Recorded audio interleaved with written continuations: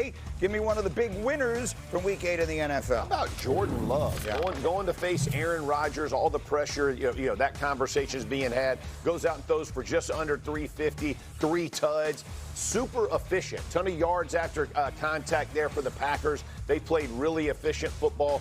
If Love continues to progress this way, right, the kind of the sky is the limit here. So you got to like what he's doing, but in that pressure moment, I thought he really stood up and stood the test. Graziano, give me a loser from Week 8. It's got to be the Bengals. You have a 2-touchdown lead in the fourth quarter on the Jets, who have not won a game all year. You have to put that game in your pocket. Bengals win this game. They're 4-4 and a half game back of the reeling Pittsburgh Steelers with some hope that Joe Burrow's coming back in December. You would have loved to be in that position. Instead, the inexplicable, inexcusable loss to the Jets. They're not out of it, but they're going to wish they had that one back. I agree. It's an absolutely terrible loss. Maybe the worst loss of the season so far. J-Mac, give me a winner. I got Jonathan Taylor. I was in the building that Jeff Saturday built. Yes, sir. Where the entire crowd was chanting MVP. Yes. This guy has been unbelievable this season. He is chasing LaDainian Tomlinson's touchdown record. And, hey, the way he ran against the Tennessee Titans, if he could play them more, he would 100% Yes, he get would. that record. He's on pace for 1,800 yards and 29 touchdowns rushing. Finally, Dominique, give me another loser this weekend. Myles Garrett. What? Only 5? What are you doing? Like, I would say that Myles Garrett was incredible this weekend. And some of his best pass rushes didn't end up in sacks. Yes. But it is really sad to have such an incredible, greatest in the category of one of the greatest defenders of all time to never really ever play a meaningful game. So they lost this game inexplicably while he had 5 sacks and was unblockable the entire game by no number of people. That's him on the sideline. He had 5 sacks and they got blown out. We just go back and show those again. All those, he's doubled. He's literally doubled. Like, if you're an offensive line coach, if you're an offensive coordinator, you're like, let's double him, we'll lock him up. Yeah. No. He swam, ripped the swim, does it all, gets home. In the interest of, he was very upset after the game, and he was talking about, we're not going to, out of the time to play the sound, because I really want to dive into the conversation. There are people who are asking the question, should we feel bad for Myles Garrett being on this? Look, Joe Thomas is in the Hall of Fame and is one of the great players ever and played his entire career in that same franchise and generally just on terrible teams. Sundays at 1. Myles Garrett, Brutal. That's all you play, Sundays at 1. Myles Garrett feels like the house by 4:30, babe. He's headed on that trajectory. Unless, it's brutal.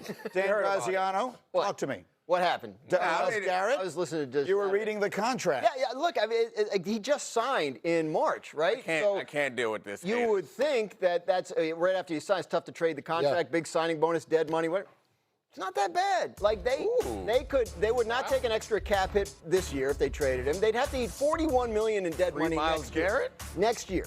That sounds like a lot, but it's half. T-shirts, Graz. Let's free Myles Garrett. Trade him. It's half of what the Broncos ate for Russell Wilson last year when they cut him. Yeah. Like, teams do that. Yeah. You get a couple first-round picks. Now you have 4 next year. Listen, I said this at the time. Myles Garrett re-signing in Cleveland was a lose-lose. It was a mistake for him, and it was a mistake for them. Yesterday was the perfect example. He had 5 sacks, and they still got blown out. Look, He should be their Herschel Walker. He said, this is not about money. I want to win. Right. I want to be traded. Right. He stayed dug in for almost a month.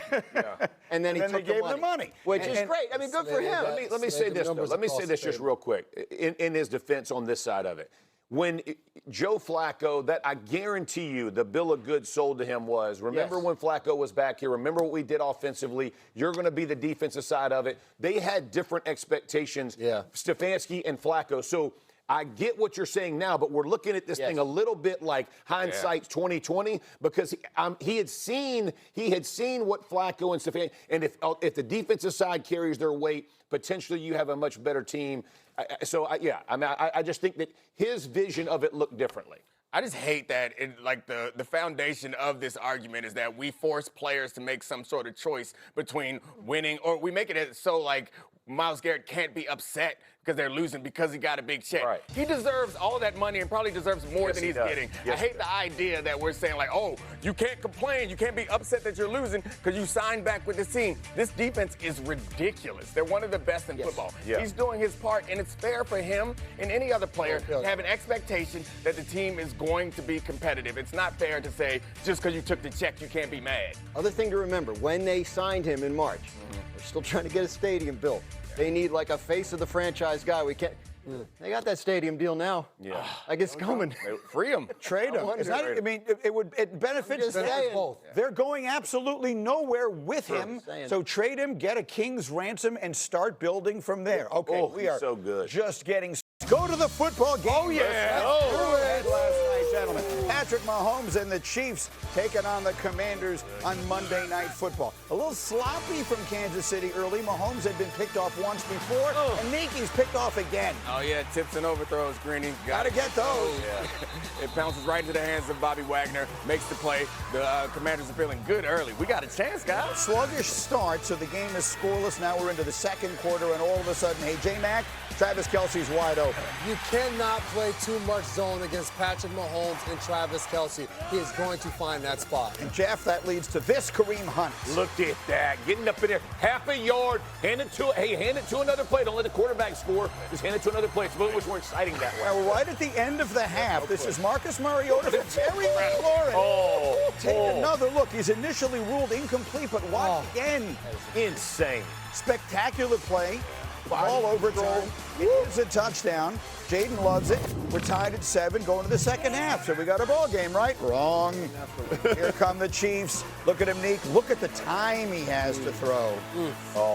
Again, this is just them being comfortable within the offense. I think Mahomes is waiting. He's buying time at this point.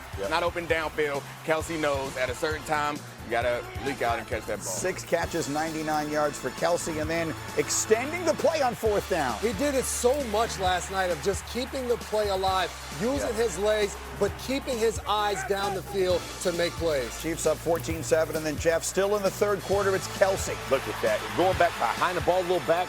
Makes that stab and catches it. Strength in the hands. Don't call him old, baby. Old man strength. Don't call it a comeback. His 83rd career touchdown, tying Priest Holmes for the most in Chiefs franchise history. So we'll keep that ball. Chiefs up 21-7. 8 minutes to go. It's Rashee Rice. Boy, are they dangerous with this guy in the lineup. Another touchdown with more than 4 seconds in the pocket for Mahomes. All 3 of his touchdowns. This is when you grab the clicker. That's when you grab the clicker right there. Go to the baseball game. There's plenty of baseball left. Rice, 9 catches, 93 yards. Chiefs go on to win big. Travis Kelce still doing it at a high level. 99 yards, his season high. 8 targets, tied for his most this season. And as mentioned, his touchdown ties him for the most in franchise history. Here's his quarterback. That's the true chief of Chiefs, man. I mean, he is the guy that was here before me, sets the culture. He's the guy that is in the building early, in the building late, and he is the leader of this team. So to be able to get him that record, tying it, let's go out there and break it now. Yeah. Graziano, what are the Kansas City Chiefs?